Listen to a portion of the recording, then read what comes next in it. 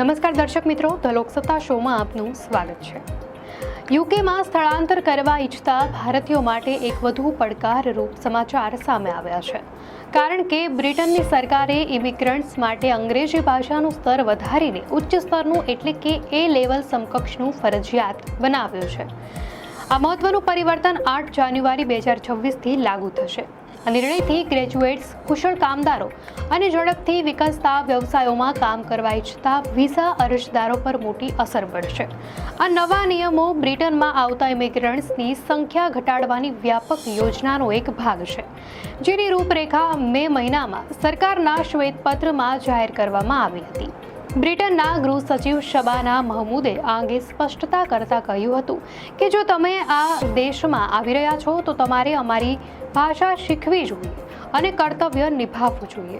તેમણે ઉમેર્યું હતું કે આ દેશે હંમેશા એવા લોકોનું સ્વાગત કર્યું છે જેઓ અહીં આવીને યોગદાન આપે છે, પરંતુ અમારી ભાષા શીખ્યા વગર જેઓ અમારા રાષ્ટ્રીય વિકાસમાં યોગદાન ન આપી શકે તેવો અસ્વીકાર્ય છે। નવા ધોરણો હેઠળ બ્રિટનના ગૃહ મંત્રાલય દ્વારા નિયુક્ત અધિકારીઓ અરજદારોની અંગ્રેજી ભાષાની વાંચન ક્ષમતા, બોલવાની ક્ષમતા, શ્રવણ શક્તિ અને લેખન ક્ષમતાની વ્યક્તિગત રીતે ચકાસણી કરશે। સ્કિલ વર્કર્સ, સ્કેલ અપ અને ઉચ્ચ ક્ષમતા ધરાવતી વ્યક્તિઓ વિઝા માટે અરજી કરનારાઓએ હવે B2 સ્તર સુધી પહોંચવું પડશે, જે હાલમાં સ્વીકાર્ય B1 સ્તર કરતાં એક સ્તર વધુ સારું અંગ્રેજી જ્ઞાન દર્શાવે છે। સ્કિલ્ડ વર્કર્સ વિઝા પર આવતા લોકોએ માત્ર સરકાર દ્વારા માન્ય નોકરી આપતી કંપનીઓ માટે જ કામ કરવાનું રહેશે અને તેમનું લઘુત્તમ વાર્ષિક વેતન 41,700 પાઉન્ડ, લગભગ 49.17 લાખ રૂપિયા અથવા તો લાગુ પડતા કામ માટે નક્કી કરાયેલ વેતન તેમાંથી જે વધારે હોય તેટલું મેળવવું ફરજિયાત રહેશે। સ્કેલઅપ વિઝા એવા લોકો માટે છે જેઓ ઝડપથી આગળ વધતા વ્યવસાયોમાં કામ કરવા યુકે આવવા ઈચ્છે છે, જ્યારે ઉચ્ચ ક્ષમતાવાળા વ્યક્તિગત વિઝા માટે અરજદારોએ યુકે આવતા પહેલા 5 વર્ષની અંદર કોઈ ઉચ્ચ વિશ્વસ્તરીય યુનિવર્સિટીમાંથી ડિગ્રી હાંસલ કરેલી હોવી જરૂરી છે। બ્રિટિશ કાઉન્સિલ અનુસાર B2 સ્તર હાંસલ કરનારા લોકો જટિલ ભાષામાં લખાયેલા લેખોના મુખ્ય વિચારો સમજી શકે છે, પ્રવાહિત રીતે અને સ્પષ્ટપણે વાત વ્યક્ત કરી શકે છે, અન્ય અંગ્રેજી બોલનારાઓ સાથે સહજતાથી સંવાદ કરી શકે છે, તેમજ વિવિધ વિષયો પર પણ સ્પષ્ટ અને વિસ્તૃત લેખ લખવામાં અને જટિલ દ્રષ્ટિકોણને સમજાવવામાં કુશળ હોય છે। ગૃહમંત્રી માઇક ટેપે 14 ઓક્ટોબરે બ્રિટનની સંસદમાં આશા વ્યક્ત કરી હતી કે વિઝા અને અંગ્રેજી ભાષાની જરૂરિયાત સંબંધિત આ નવા નિયમો જાહેર કરેલા સમયગાળામાં જ લાગુ થઈ જશે।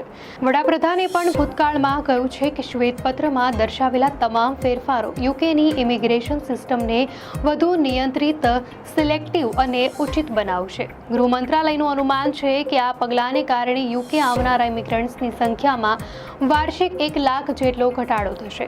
ઉલ્લેખનીય છે કે 2024માં યુકે આવનારા કાયમી ઇમિગ્રન્ટ્સની સંખ્યા લગભગ 4.31 લાખ હતી, જે 2023ની રેકોર્ડ સંખ્યા 9.6 લાખથી લગભગ અડધી હતી।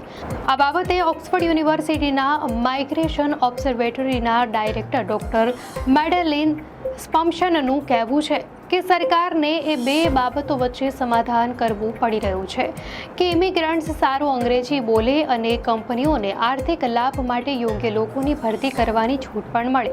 તેમણે ધ્યાન દોર્યું હતું કે અનેક ગ્રેજ્યુએશન લેવલની નોકરીઓમાં પહેલેથી જ A લેવલ કરતાં ઉપરની ભાષા દક્ષતા જરૂરી હોય છે, તેથી નવી ભાષા સંબંધી જરૂરિયાતોનો વધુ પ્રભાવ ટેકનિકલ, શારીરિક સ્કિલની જરૂરિયાતવાળી અને મિડલ લેવલ સ્કિલ્ડ જોબ પર પડશે, જ્યાં અગાઉ ઉચ્ચ સ્તરના ભાષા જ્ઞાનની જરૂરિયાત નહોતી।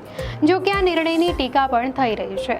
શ્વેતપત્રમાં સૂચવવામાં આવેલા અન્ય ઉપાયોમાં જાન્યુઆરી 2027થી આંતરરાષ્ટ્રીય વિદ્યાર્થીઓ માટે ગ્રેજ્યુએશન સ્તરે નોકરી મેળવવાની સમયસીમા 2 વર્ષથી ઘટાડીને 18 મહિના કરવાનું સામેલ છે। વિદ્યાર્થીઓએ નાણાકીય આવશ્યકતાઓને પણ પૂરી કરવી પડશે, જેને લંડન સિવાયના શહેરોમાં વધારીને 1,171 પાઉન્ડ પ્રતિમાસ કરી દેવામાં આવી છે। સકારાત્મક પગલાં તરીકે ટેકનિકલ, કલા અને શિક્ષણના ક્ષેત્રોમાં સારું પ્રદર્શન કરનારા લોકો માટે ગ્લોબલ ટેલેન્ટ વિઝાનો વિસ્તાર કરવામાં આવ્યો છે અને તેમાં ક્ષેત્રોનો ઉમેરો પણ થયો છે। અન્ય એક પ્લાન હેઠળ આઈએસસીમાં વધારો કરવામાં આવ્યો છે. યુકેના નોકરીદાતાઓ જ્યારે અપ્રવાસીઓને સ્પોન્સર કરે છે ત્યારે આ રકમ આપવી પડતી હોય છે.